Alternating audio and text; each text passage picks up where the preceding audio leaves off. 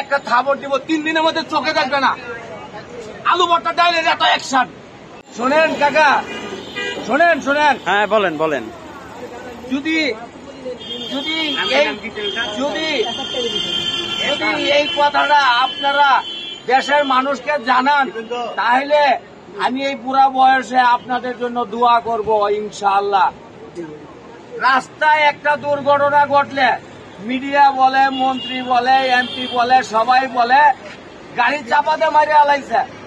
এই দেশের মধ্যে কোনো একটা ব্যক্তি বলে নাই যে আসলে কিভাবে মারা গেল সেটা তদন্ত করে দেখি। তো যেহেতু আমি গাড়ি চালাই, রাস্তায় যে আমার 32 বছরের অভিজ্ঞতা, হ্যাঁ 32 বছরের অভিজ্ঞতা থেকে আমি বলতেছি যে মানুষে অনেক মন্ত্রীরা বলে কি যে গাড়ির স্পিড কমাইতে হবে, চোখের পাওয়ার কমাইতে হবে। আরে গরিব মানুষের চোখের পাওয়ার 100 বছর বয়স হলেও পাওয়ার থাকে,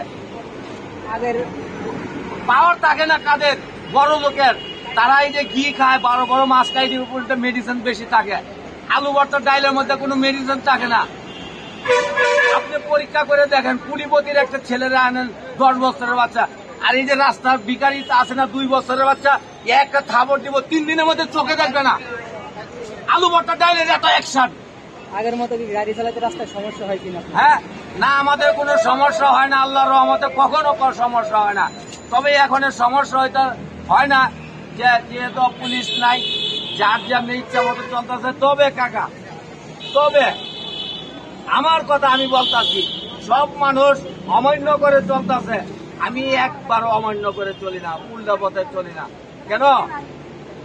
আজকে তারা রাস্তায় আসে না দেখে তার নামে আমি বদনাম করবো, দূরের থেকে গালি দেবো, কদিন পরে তারা আসবে না, সে আমার অ্যাকশন নেবে না।